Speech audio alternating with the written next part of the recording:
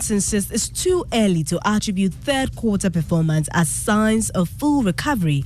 An Institute for Statistical, Social and Economic Research warns haircut on Eurobond will affect confidence in the economy. We'll hear from the director of ISE, Professor Peter Kortey. Also, Ghana National Chamber of Commerce and Industry urges government to use upcoming 2024 budgets to inspire hope by initiating prudent fiscal policies to turn the economy around.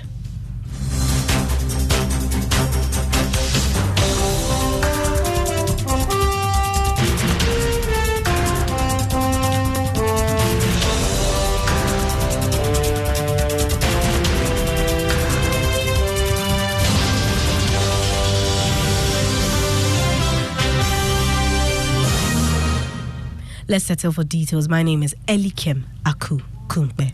The director of the Institute for Statistical, Social and Economic Research, ISE, Professor Peter Kortey, is urging government to present a better alternative rather than going ahead with a 40% haircut on Eurobonds. According to him, the decision will adversely affect confidence in the economy. He wants government to get a better deal from the International Monetary Fund. He was speaking at the launch of the third quarter economic report and annual performance of the economy in 2022.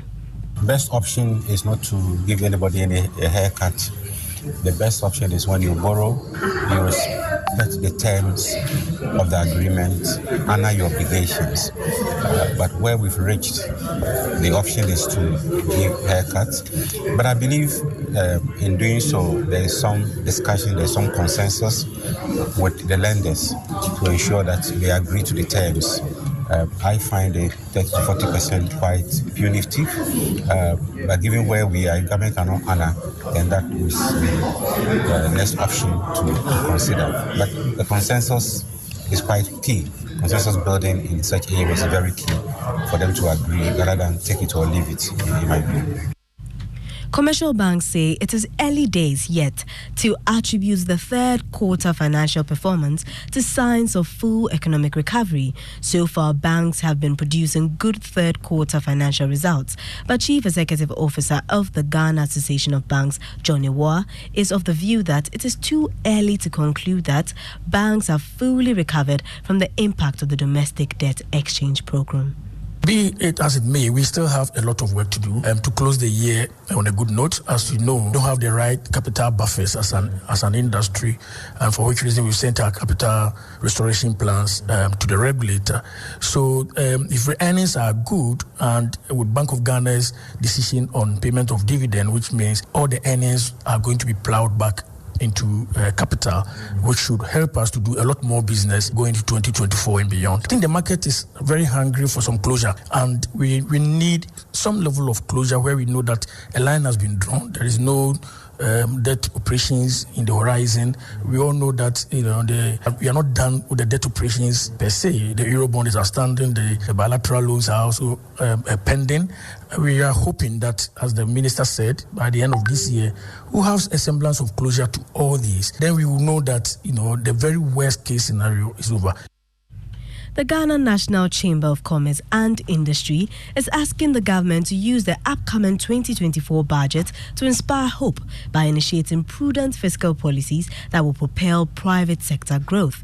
This, it believes, will stimulate economic development. According to the chamber, its members have had to bear the brunt of the recent economic turbulence coupled with the exorbitant taxes. Speaking at the Chamber's 47th Annual General Meeting, President of the Chamber, Clement Osei-Amoako, called on government to use the 2024 budget to turn the struggling economy around. We had made it clear to the government to look at reducing some of the taxes, especially the key one is the COVID tax that we have always been mentioning. We believe that the private sector rather needs more harm than to suffer when we are talking about economic challenges. The situation is that our businesses are not doing well. And so if there are some taxes that will not help us to grow, then it's inimical to our growth. And so we made the government aware that even if no tax is even removed, the COVID tax must remove. Though we have other essential taxes that would have loved that they reduce it. We have voiced them out for the government to look at it. The Social Security and National Insurance Trust is targeting 1 million informal sector workers by the close of the year for its self-employed enrollment drive. According to its Director General, Dr. John Ofori-Tinkrang, its outfit is working to support the informal sector to appreciate the importance of insurance. This, he says, would also boost its operations in the long run. He spoke to Joy Business at the stakeholder engagement in partnership with Trades Union Congress. They too deserve a pension just like other workers who work in the formal sector. In order to reach them, we had to do stakeholder engagements to get to understand what their needs are and whether they will embrace our product. What we were waiting to do before we do a big launch was that we were waiting to launch a new operational system. Now, thank God, as of yesterday, we've switched on the Momo and the direct debit, so it's easy for such people to pay. So The Peasant Farmers Association of Ghana has advised government to work closely with stakeholders in the southern Volta region affected by the Akosombo Dam spillage to direct relief items to the victims. According to the association, many smallholder farmers have been affected, a situation that requires immediate assistance. Speaking to Joy Business, the executive director of the association, Dr. Charles Nyaba, said government must learn from past situations where farmers were rather neglected. I also heard the ministry saying that they are allocating $40 million of the IMF money or the World Bank money to support the flood victims. These are fantastic ideas. We welcome that. We are only hoping that, unlike previous programs where relief items are always allocated to victims, end up given to other people who are not real victims, doesn't repeat itself here. So the first thing is to support the flood victims to survive. Then in the medium term, we are just hoping that the flooding will go down, the water will go down. That was Executive Director of the Peasant Farmers Association of Ghana, Dr. Charles Nyaba. The Ghana Startups Association has called for deepened collaborations with stakeholders to grow the sector. According to the association's president, Solomon J., partnering with ecosystem players such as venture capitalists and financial institutions could afford startups the needed funding. He spoke to Joy Business at the launch of the 2023 Ghana Startup Week, which was held on the theme Youthful Startup Innovations Fueling Ghana's Future Prosperity. People just chase anything because they don't know where they are. Okay, you can see somebody who at an ideation stage startup going to chase for fund that's supposed to be for growth stage. You need to know every money that is given to you comes with responsibilities. So if your capacity is at a pre-seed stage, there's a pre-seed money that comes with it have more like a patient capital sort of. You attract for that one, you are safe. You have a long time to work and pay back. And so we want to start that process, get proper classification of the whole ecosystem, and be able to put all the people in the box. You know where you belong to. You yourself understand what you belong to and what you can attract and all those kind of things. So that's what we're trying to do.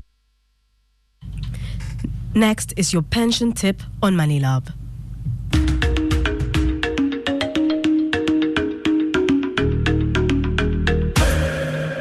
Hello, welcome to MoneyLab. My name is Kofi Poli, Chief Operations Officer of People's Pension Trusts. We are continuing our tidbits on pension on MoneyLab. In our last episode, we looked at how pension works. Today, we are going to look at the two basic types of pensions. One is what we call the defined benefit scheme. With the defined benefit scheme, there is a formula to calculate pensions for members.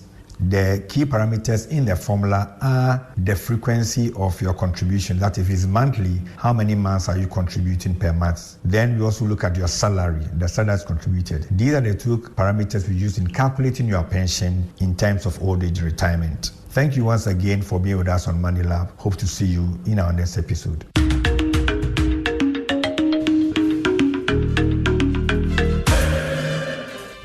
Now, before we go, the EcoBank Salary Account is a special account designed for workers of all income brackets desirous of receiving their salaries through EcoBank.